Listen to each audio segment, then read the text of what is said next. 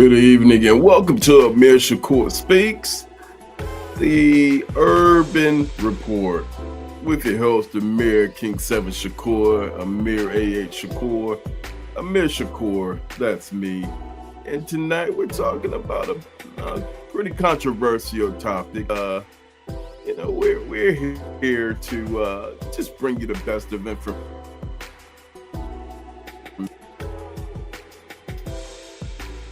Possibly without dropout. The Unfiltered Truth, Community Power, Real-Time Analysis. You're tuned in to the ASN News Network. Amir Shakur Speaks, broadcasting direct from Chicago to the world. This is Amir Shakur Speaks, and again, this is the Urban Report. Peace and power, family. Good evening and welcome my global viewers across the ASN network. It is Friday, August 21st, 2026, and I'm your host, also known as Amir King 7. And you're right here where you need to be on the Urban Report, right? So we don't do fluff here. We don't buy into corporate spin. We don't break down the policies into politics or the economic realities that we're hitting our streets, we're hitting our communities every single day, and we know what's going on. We got the power packed. into this hour. All right. Power packed into this hour. So let's jump right into the wire. All right.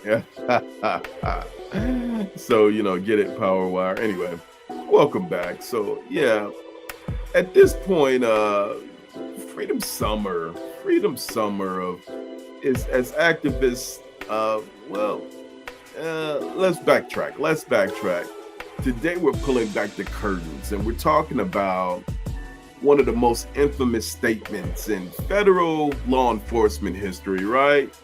And I think that when you are talking, you straight into the archives of specifically July of 1964, when the FBI director J. Edgar Hoover stood before reporters in Jackson, Mississippi to explicitly state the FBI would not protect civil rights workers on the ground. Right, so this is the helm of Freedom Summer as activists face systematic violence. However, as threatening protection as a purely local matter, civil rights champions at the mercy of the local authorities and enforcing segregation were they were subject to a lot of things, brutalitarian opposition, they were even death. So we're analyzing the footage, unpacking the rhetoric of the anti-communist propaganda used to justify it, and examining the lasting impact of COINTELPRO operations on the struggle for justice. So lock in, let's talk about it. And so what is COINTELPRO short for, by the way? And we're talking about a secret covert intelligence FBI operation from 1956 to 1971, directed by none other than this gentleman, J. Edgar Hoover, right? Its official mandate was to expose, misdirect, miscredit or discredit, and otherwise neutralize domestic political groups and activists perceived as subversive to U.S. political stability. And who were the primary targets of this operation? Well, Black nationalist movements like the SCLC, the movement which I came out of. Dr. Martin Luther King Jr. was the leader, Malcolm X and the Black Nation of Islam, right? The Black Panther Party, and the SNCC, Student Nonviolent Coordinating Committee, right? Well, somebody asked a question. They're saying, hey, that sounds like a lot of Black folks. Well, it was civil rights. It was a civil rights oriented agenda, folks. And not just Black folks, but indigenous Puerto Rican independence groups like the American Indian Movement. They were targeted. AIM. White supremacist groups to a lesser extent, but they were targeted, the Ku Klux Klan and the national states' rights parties. So, we can talk about Mr. Hoover and the FBI tactics used. But before we get into that, I'd like to just kind of share a screen with you. And welcome, while I'm pulling up the screen, welcome to those who are just joining us for the first time. And I want to thank you for being a part of our world, and I want to thank you for being who you are as well, because it's very critically important that this information gets out to the world, right? So let's start off by what it is, the who's, what's, when's, where's, and why's, and we're just talking about the COINTEL program, what it was, and what the world understood it to be. All right, like, subscribe, and share while you're here, and let us know that you exist. Let us know who you are, and it started being exposed by a burglary, nonetheless, a burglary in a group. And what is the group's name? A group of activists, right? The activists. Well, you know what? Let's go to the clip, and I'm gonna go to the clip from Democracy Now, and it'll explain a lot more, maybe even better than I can. I'm gonna be honest, but let's just go to the clip and we'll take it from there. If you're just joining us, like, subscribe, and share, by the way. And hey, let's definitely get the best information that we can bring you. All right, let me go ahead without further delay and show the clip. Amy Goodwin, by the way. On March 8th, 1971, 8 activists, including a cab driver, a daycare director, 2 professors, broke into an FBI office in Media, Pennsylvania, and stole every document they found. They wanted to document how FBI Director J. Edgar Hoover was spying on citizens and actively suppressing dissent. The break-in occurred as much of the nation was fixated on a boxing match between Muhammad Ali and Joe Frazier, which was billed as the fight of the century. The identity of the burglars would remain a mystery for over 40 years. Soon after stealing the documents, the activists, calling themselves the Citizens Commission to Investigate the FBI, began leaking shocking details about FBI abuses to the media. The documents exposed COINTELPRO, the FBI's secret counterintelligence program, a global, clandestine, unconstitutional practice of surveillance, infiltration, and disruption of groups engaged in protest, dissent, and social change. Targets included the Reverend Dr. Martin Luther King, the Black Panthers, the American Indian Movement, the Young Lords, anti-war groups, black booksellers, and other groups. The leaked documents triggered congressional investigations, increased oversight, and the eventual passage of the Foreign Intelligence Surveillance Act. The FBI never knew who was involved in the break-in until 2014, when several of the burglars made their identity public to coincide with the publication of The Burglary, a book by former Washington Post reporter Betty Metzger, who'd reported on the leaked documents back in '71. In 2014, Betty Metzger appeared on Democracy Now! One of the things that I remember most from those files was the truly blanket surveillance of African-American people that was described.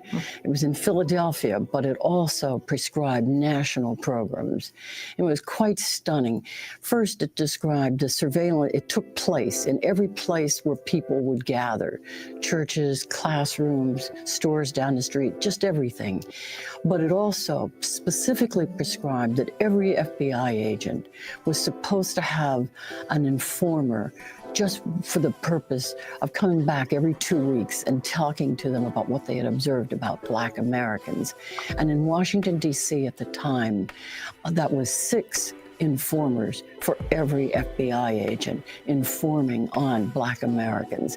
The surveillance was so enormous that it led various people, rather sedate people in editorial offices and Congress, to compare it to the Stasi, the dreaded secret police of East Germany. 3 of the burglars also appeared on Democracy Now! Back in 2014 in one of their first joint interviews. Keith Forsyth served as designated lockpicker during the break-in. He hoped the break-in would speed the end of the Vietnam War. War was escalating and not de-escalating.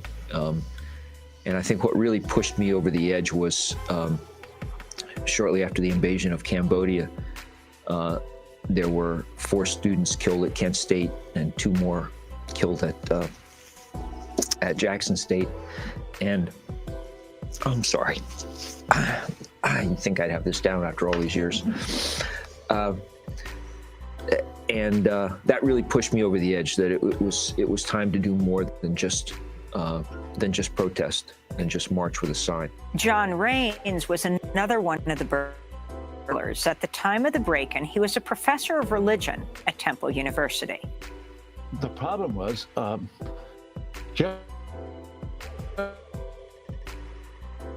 Edgar Hoover was untouchable. He was a national icon. I'm afraid of him.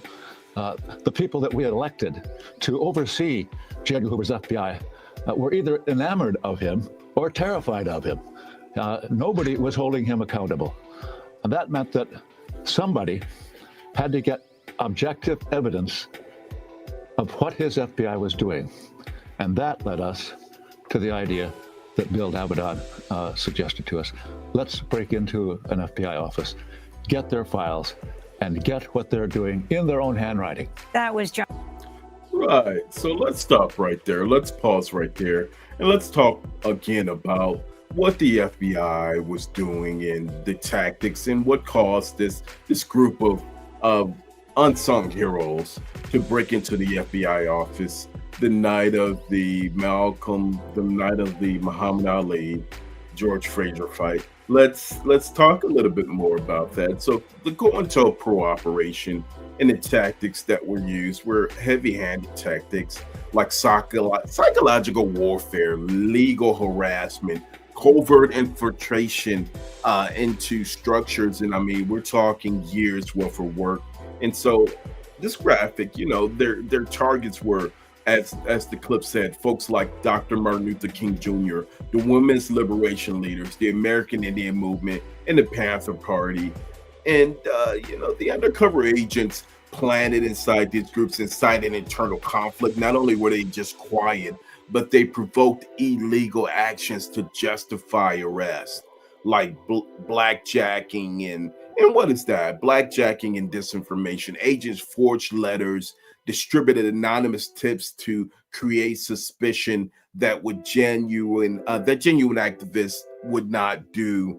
And they were doing things more nefarious than that, I can say. And it forged communication, which used to spark rivalries between other groups like the Black Panther Party versus the Malcolm X and the Nation of Islam. These are the things that J. Edgar Hoover, as the director of the FBI, the tactics of media power and employer manipulation. I mean, so many different things. And as was stated in the clip, leaders like Malcolm X and other folks like Fred Hampton, the Chicago Black Panther legendary leader, and the surveillance and harassment, extensive legal wiretapping, physical stalking, and continuous legal harassment through frivolous arrests. I want to go to a clip and then before we go back into the Democracy Now, and it talks about the night that Fred Hampton was murdered by the FBI agents and the Chicago police, and the scene of it and what it looked like and how it worked, and who was involved. And we already know that this was a COINTELPRO operation.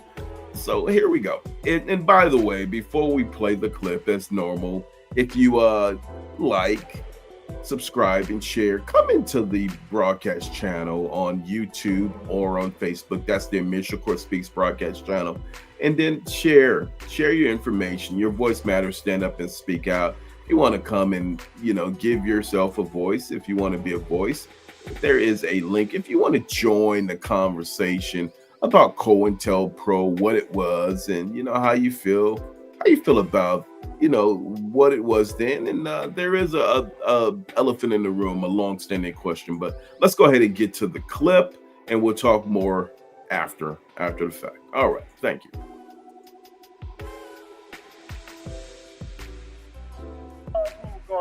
Going to decide for yourselves what happened in that apartment on the morning of December 4th. You're going to decide whether or not Fred Hampton and Mark Clark were the victims of premeditated murder. December 4th, 1969 at 10:54 a.m. My name is Skip Andrew, and I'm at 2337 West Monroe Street, Chicago, Illinois. This door, which is the door entering into the living room, has two holes in it. This one I'm pointing to right here, 10 inches from the edge, and this one down here, 12 inches. The first one I referred to being 25 from the top, and the second one 36 from the top. Now, as you open this, there's also, of course, a knob door in this one. As you open this door, there's blood behind the door. The top hole shows that the bullet was incoming.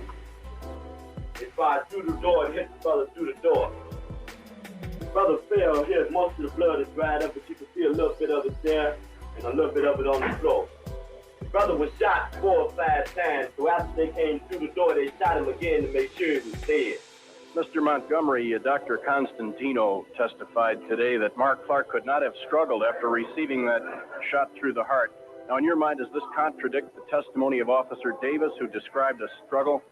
Yes, it seems to me that that was a very startling thing. We also learned that the bullet, which was in fact recovered from Mr. Hampton's body, was a bullet fired out of a carbine by Officer Davis.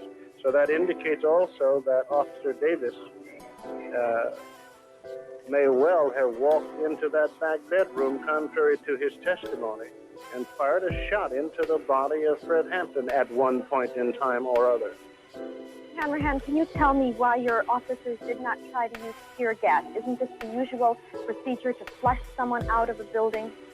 Our officers used the means necessary to effect the search and to prevent themselves from being killed upon after they were fired upon. Isn't it true that your men usually use tear gas in situations such as this, and why didn't they use it this time? No, that is not true. It's not true? They came with murder on their mind, see. Even if they want to take somebody to jail, it would be a simple matter, just shoot tear gas and just throw everybody out, right on. This is where our chairman had his brains blown off, and he lay in his bed, sleeping at 4:30 in the morning. Someone came into the room, started shaking the chairman. Said, Chairman, wake up, pigs are laughing. Still half asleep. I looked up, and I saw bullets coming from, it looked like, the front of the apartment, from the kitchen area. They were pigs to shoot. And about this time, I jumped on top of the chairman. He looked up.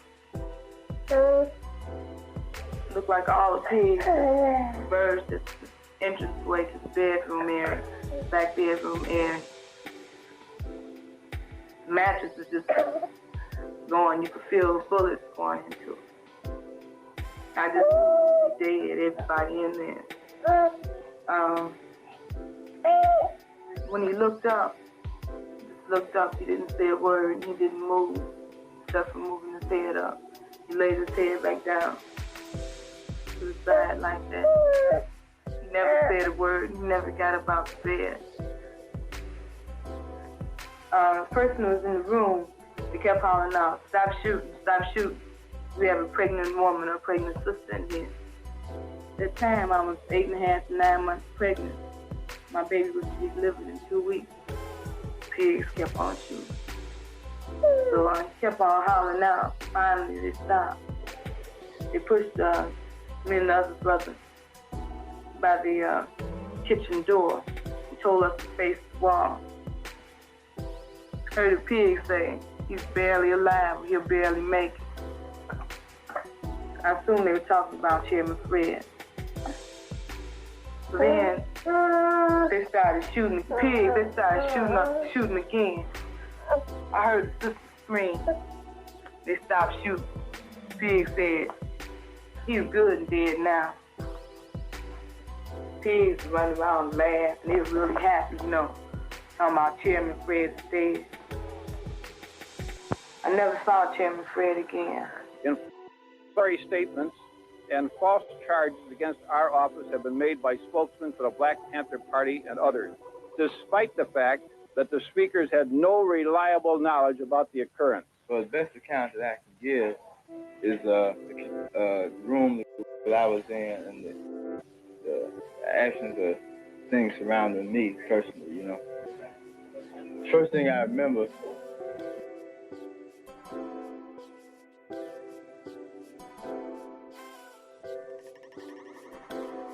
So we're here. Thank you for joining us this evening. And the question is, what is COINTELPRO?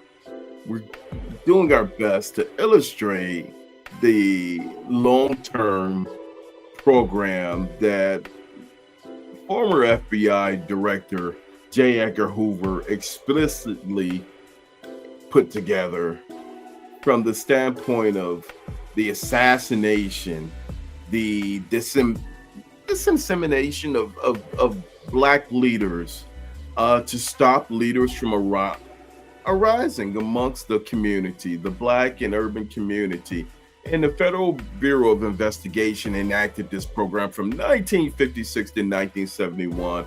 And,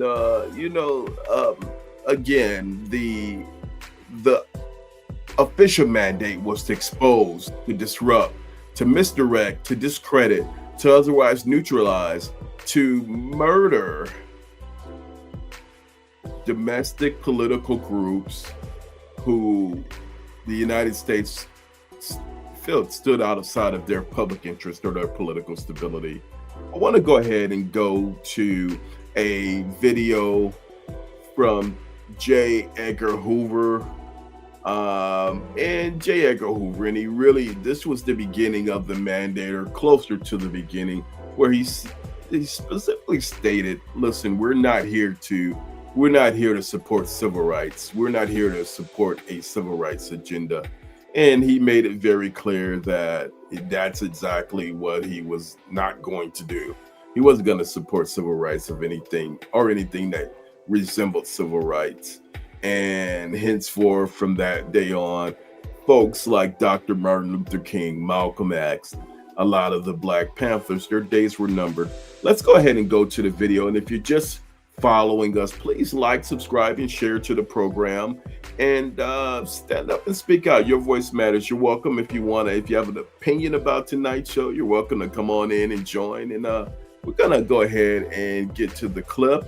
J. Edgar Hoover says he won't protect civil rights workers, and this was the start of Operation COINTELPRO, or the beginning of the operation. And let's go ahead and roll a clip.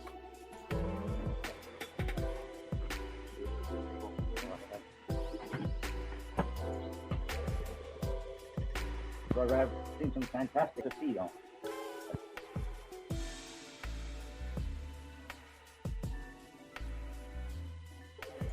And there you have it. That was the beginning of the end for folks such as Dr. Martin Luther King, Minister Malcolm X, and folks, civil rights leaders who basically in that time, in that day and age, they were the pronounced known leaders in Black America, the Southern Christian Leadership Conference, the Student Nonviolent Coordinating Committee ran by SNCC.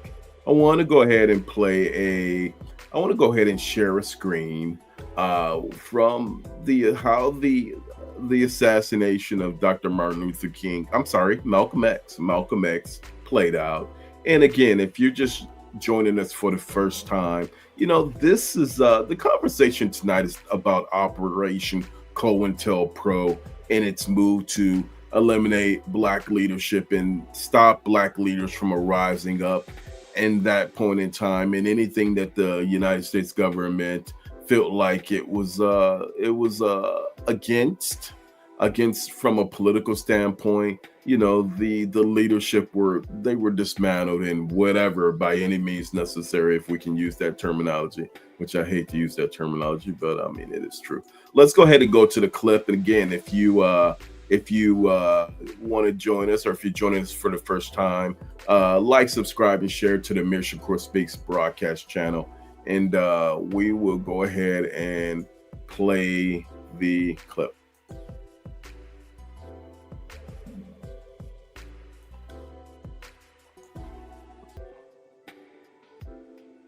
So if you're just joining us tonight, we are talking about Operation COINTELPRO, the FBI's counter surveillance program, the FBI and the American government's counter surveillance program that lasted from 1956 to 1971, directed by J. Edgar Hoover, the former FBI director. And the move was to stop Black leadership from arising. And what you've seen in the clip is you've seen the assassinations of Black leaders across the board, Malcolm X, Fred Hampton.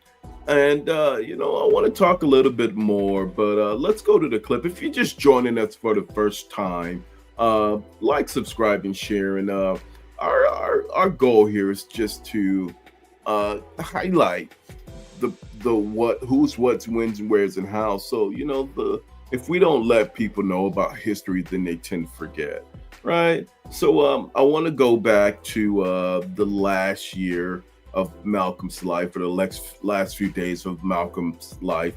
Malcolm X, for those who don't know, Malik Al-Shabazz, and he was targeted through COINTELPRO, and ultimately his life was taken as a result of it. So we're gonna share the clip, which provides the truth about the final year of Malcolm's life and how he was eliminated through COINTELPRO. The operation by J. Edgar Hoover again, by the way. All right. Like, subscribe, and share, y'all. Thank y'all. Appreciate it.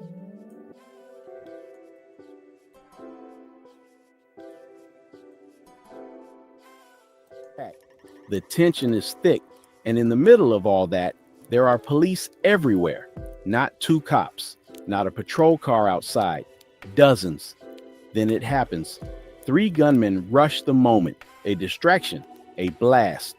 Then shots, fast, close, relentless. Malcolm collapses in front of the people who loved him most. Here's the part that should make your stomach turn. Law enforcement was there with warning. They had advanced intelligence that an attack was coming. And when the shooting started, they weren't told to intervene. They were told to stand down, to watch, to let the killers move, to let them escape into the chaos, to let Malcolm die. And it wasn't because Malcolm was just a radical. It was because Malcolm was becoming something far more dangerous to the American system. He was building an international coalition, connecting Black Americans to revolutionary movements across Africa, Asia, and Latin America. He was exposing how capitalism and racism operate together as one global machine of extraction. He was teaching people how to break their mental chains, how to stop asking for freedom and start organizing power. That can't be televised into harmlessness. That can't be voted away. That can't be politely negotiated into nothing. So the state didn't need to assassinate him in the clean, cinematic way people imagine. It just needed to create the conditions where the assassination could happen, and then protect what mattered most: informants, agencies, reputations, and the illusion that justice is blind. After Malcolm was murdered, they slammed the case shut fast, framed 2 innocent men to seal the story, and buried everything that will blow it open. And for decades, the world was told, case closed, until the truth started leaking through the cracks. In 2021, after those innocent men had spent 42 years in prison, Manhattan's district attorney admitted what people had been saying for generations. The FBI and NYPD withheld evidence that could have helped the defense, exposed informants, and revealed what authorities knew before the bullets flew. They protected their machinery instead of seeking justice. This is the story they erased from your textbooks. Not just the murder, but the method, the message, the warning. And to understand why the system could not tolerate Malcolm X alive, you have to understand something even deeper. Malcolm Little didn't choose this war. This war found him before he could speak. And we'll stop right there. The clip you just saw was about the COINTELPRO operation with the United States Federal Bureau of Investigation and the New York Police leadership to assassinate Dr. Malcolm X. Dr. Malik Al-Shabazz, actually, who was known as Malcolm X, I should say. So in 1971, the Operation COINTELPRO, and we'll show you a larger picture of that. It's the COINTELPRO counterintelligence program was made to eliminate African American leaders and to stop them from rising up amongst the people. The program lasted again from 1956 to 1971. And what happened in 1971? Well, you know, we're pulling back the curtains of one of the most infamous statements in federal law, you know, law enforcement history. We are going into the archives and we're showing people exactly what it was. The communications, the espionage, the disinformation campaigns, the covert infiltration to fracture these groups from within. It was very much real. And most folks who were targeted were eliminated. These targets were eliminated. And I'm going to say that again, these targets were eliminated. Surveillance and harassment, extensive illegal wiretapping, physical stalking, continuous frivolous arrest were part of the COINTEL program. How did this program end?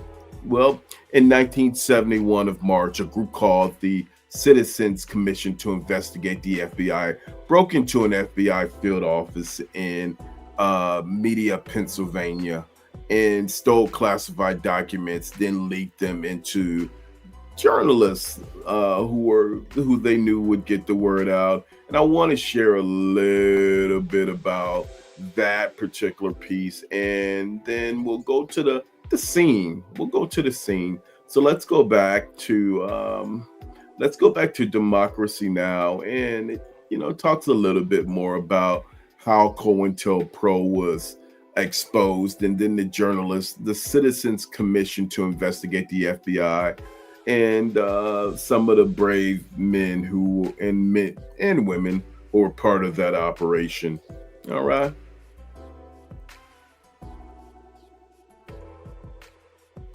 John Raines speaking on Democracy Now! In 2014. He died in 2017. Raines' wife, Bonnie Raines, also helped break into the FBI office in Media, Pennsylvania 50 years ago.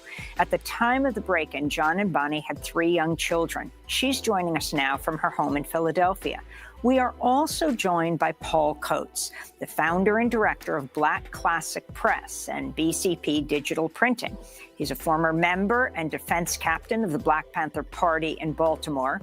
As a Black bookseller, he was targeted by the FBI as part of its COINTELPRO, its counterintelligence program. And yes, he is also the father of the acclaimed writer, Ta-Nehisi Coates. We welcome you both to Democracy Now! Bonnie, you were the one who cased the joint. Is that right? Who went to these Media FBI offices, that's Media, Pennsylvania, beforehand to get a sense of the blueprints of the 2 rooms, whatever it was. That's right. I mean, we had cased the exterior environment, so we knew what the police patrols were, but we had to get inside the offices to see whether there were alarm systems and to see what the layout of the offices were, where the doors were that we hoped we could get through. And so I had to call and say that I was a Swarthmore College student doing research on opportunities for women in the FBI, and I wondered if I could have an interview with the head of the office. And they very graciously gave me an appointment, and I showed up trying to look not at all like my usual identity. I disguised my appearance as much as I possibly could, but they were very gracious and gave me a half an hour or so. And that gave me the opportunity to get the layout of the office, to see that there were no alarms, to see that the file cabinets were not even locked, and to check out a second door that we might need to use to get through on the night of the burglary. And Bonnie, you told Will Bunch at the Philadelphia Inquirer in a recent interview that 50 years ago we were criminals and now we're heroes. Could you talk about how your decision to get involved in this at the time? You were 29 years old, a mother of 3. Well, my husband and I had been involved in the draft resistance movement, the so-called Catholic left, previously, going into draft boards in the middle of the night and removing draft files to destroy the files and try to disrupt the draft system. So we like to say that we got our burglary skills from nuns and priests. But when all of the protests against the war in Vietnam were not making any difference, and we realized that the government was lying to citizens about the war, we thought that we needed to take a different kind of step in civil disobedience and get proof to show what FBI agents were doing in the Philadelphia area, things that were unconstitutional, immoral, and illegal. And the only way to do that was to get our hands on documents. So that it seemed like a rational thing to do to get the truth out to the American public. And I'd like to bring Paul Coates into the conversation and ask you, Paul, what, from your perspective, your involvement in the Black Panther Party at the time, what the group looked like, and what the impact of this break-in, these revelations about COINTELPRO had on you and your organization? You know, the large impact, I think, at the time was we already knew that we were being infiltrated. We knew that provocateurs were all throughout. We knew that the FBI had us under constant surveillance. But I don't think anyone at the time really knew the full extent of the program, of COINTELPRO. We saw the surveillance, we saw the interference and the setups that were being done as acts that the government, as a broad government, was doing. But the break-in actually, I like to think of it as put flesh to the bones of what became known as COINTELPRO. And they did it in a way that, I guess like they intended to do. They did it with the FBI's own documents. Yeah, so thank you, Mr. Coates, Paul Coates, the father of renowned writer, urban writer Ta-Nehisi Coates. And I think that what these folks did was courageous. And in March of 1971, the group that these folks were part of, the Citizens Commission to Investigate the FBI, broke into the small field office in Media, Pennsylvania, and stole classified documents and leaked them to journalists. Let's take a look at what the outside of that perimeter is and what it was. And one of the things that really stopped COINTELPRO was these group of brave individuals in the media exposure.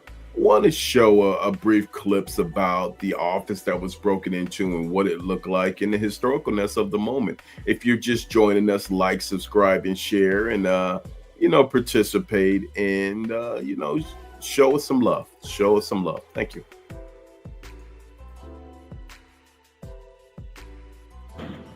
Okay, so this is a highlight of my trip here to Philadelphia with my brother Andy.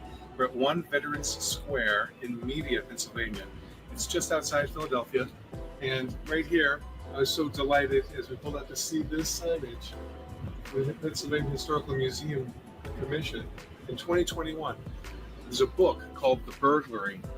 March 8, 1971, the night that Muhammad Ali and Joe Frazier were fighting, this group of citizens planned a burglary of the FBI branch office here in Media, Pennsylvania, to find files that they suspected, they were proven correct, would demonstrate that the FBI was committing illegal domestic surveillance and going way over the line. J. Edgar Hoover was the end of a half-century reign as the director of the FBI, and it's all in there in the history books now, all wrong. And so the book reads like a fantastic movie of how they coordinated their efforts that night, as well as in the days and weeks and months thereafter. They were never caught. And Betty Metzger wrote this book called The Burglary that is fantastic, that my daughter Maggie Rose gave me for Christmas a few years ago. She didn't know for sure if it would be a good book for me. It was dynamite of bringing accountability to people in power, finding justice, and just the creativity and resourcefulness of this group of citizens. And so yeah, so while we're back here, this information, this grave group of citizens finally put an end to the COINTELPRO operation. The group, again, the Citizens Committee to Commission to investigate the FBI, broke into the small FBI field office, which you just saw from the clip, and the public exposure led to the program's formal termination in 1971 and the subsequent congressional investigation, most notably the Church Committee, led by Senator Frank Church. The Church Committee concluded that the COINTELPRO operation violated the First Amendment rights, abused federal power, and breached legal and constitutional boundaries. However, at that point, folks like Malcolm X had been assassinated. Folks like Fred Hampton had been assassinated. Folks like Dr. Martin Luther King were assassinated through this program, COINTELPRO, led by J. Edgar Hoover. Explicitly, the objective was to eliminate leadership arising from the Black and the urban communities. And here's what we have to say in the final run of it. And thank you for those. I want to go to the comments right now. Thank you for those who have stood in and said things and just stood in from the beginning of the program. I have a lot to say about our law enforcement. They hide, cover up, and lie about cases with no legal action taken against the law enforcement to this day. I mean, these brave men and women lost their lives. They were geniuses and giants who stood among us, but they were eliminated and assassinated through COINTELPRO. There's no law enforcement. There's no punishment for law enforcement who violates people's rights. Right? Yes. It's like we are going backwards, not forward. Law enforcement is protected even if they murder an innocent person. Is shameful. Evil acts towards citizens for the smallest infraction. And again, the Operation COINTELPRO and its playbook, led not only to just small infractions or, murder was actually, the elimination. So as we are closing out, I want to let, what you just saw wasn't just history. It's, as I'm bringing the graphic to full screen, it's a masterclass in institutional invasion. When J. Edgar Hoover told the press that civil rights protection belongs strictly in the hands of local police, he laid the bare official policy for federal detachment that defined the era. Not only did it define the era, but again, the weaponizing claims of communist infiltration to turning a blinded eye when surveillance programs actively targeted grassroots organizers. This is the legacy of the COINTELPRO program in eliminating Black leaders and urban leaders. This breakdown hopefully this information has brought value to you. Hopefully there was information that you didn't know. And I guess the question of the hour is, does COINTELPRO in some shape, form, or fashion still exist? Well, most likely it does. And I can guarantee you that the COINTELPRO playbook is still around to some greater or lesser degree. So that's us. That's the end of this particular juncture. Hopefully the information and the investigative journalism it means something to you. But public accountability, as folks out there on the front lines, I say stay firm, remain vigilant. And if you're someone who subscribes to be a truth teller, make sure that you tell the truth to the community, keep the community informed. And accountability means everything in this day and age, and lack thereof does not help or support our community. A lot of great laws relied on this program or were lost within this program. A lot of folks who led our community And those names are legendary. So have the families and have the folks. Was there any restitution? No, not to this day. These folks' lives were lost and shamelessly lost. Anyway, thank you for being a part of our program, and share this broadcast to keep independent journalism growing, to keep our channel growing. The Amir Shakur Speaks broadcast channel. Uncompromising journalism is alive in this day and age. And so all I gotta say is until next time, keep questioning the official narrative, keep demanding accountability, and stay vigilant, folks. Stay on the front lines. I commend you to do everything you can, because the legacy of these folks depends on it. We exist because of their commitment. They gave their lives every day for our freedom today. All right, that's all I have to say. Thank you for being a part of the program, and I am out from the Amir Shakur Speaks After Hours show, The Urban Report. Peace.